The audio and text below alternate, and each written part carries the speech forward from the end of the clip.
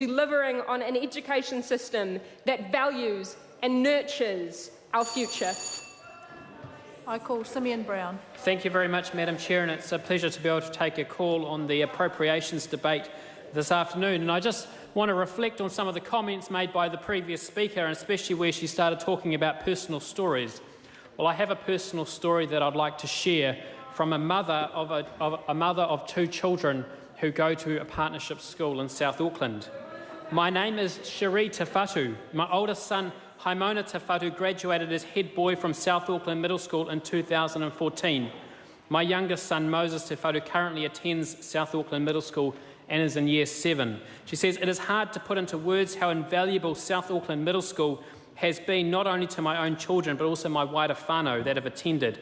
I attribute my oldest son's success to the steps up that SAMS gave him when the current schooling system was failing him. They were able to meet him at his level and empower him to succeed and exceed all our expectations. Due to the confidence and good study habits that he learned at SAMS, Haimona finished year 13 well and is now enrolled with Air New Zealand and studying a career in aeronautical engineering."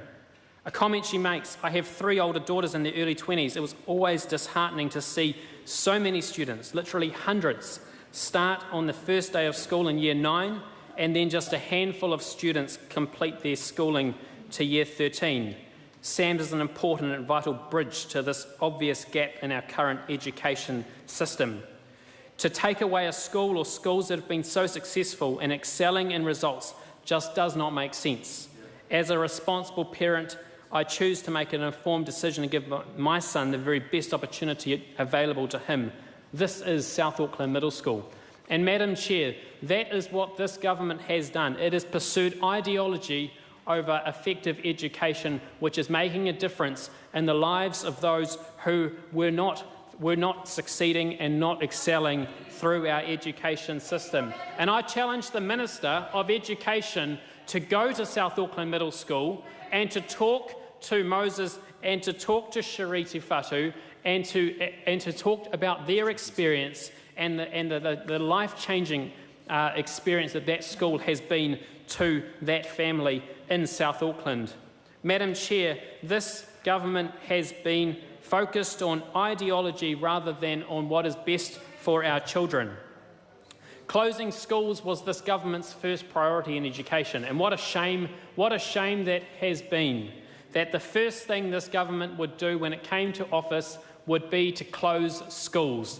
I would have thought that would be the last thing that they would be wanting to do, and at a cost of up to $20 million to the taxpayer. Taxpayers up to $20 million. And Madam Chair, the question needs to be asked, why won't the Minister go and visit? Why won't the Minister engage? It's because of ideology rather than actually wanting what is best for our country's children. The second thing that they focused on was scrapping national standards, leaving parents in the dark so that they would have an understanding of what their child's learning where it was at, so that they would be able to understand where the additional support might be needed. So the question has to be asked, what has this government actually progressed? We've heard about what they've cut, but what are they actually progressing when it comes to education? Well, they're progressing the National Education and Learning Priorities Amendment Bill. Quite simply, it rewords a couple of paragraphs explaining the objective of our education system. What do you do? The second is the Education Teaching Council of Aotearoa. They're changing the name of the Education Council. Well, that's a big success, isn't it? Massive change that they're doing. Oh, and of course, first year free education. I guess well, hopefully that one will be accessed. No, 0% increase in enrolment in our tertiary, in our universities. 0% increase in our universities when it's going to cost $2.8 billion of taxpayers' money.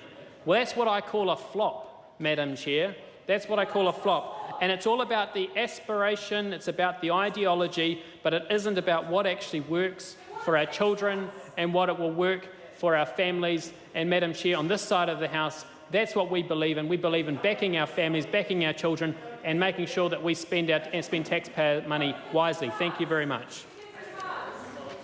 I call the Honourable Chris Hipkins. Thank you very much, Madam Chair. Madam Chair,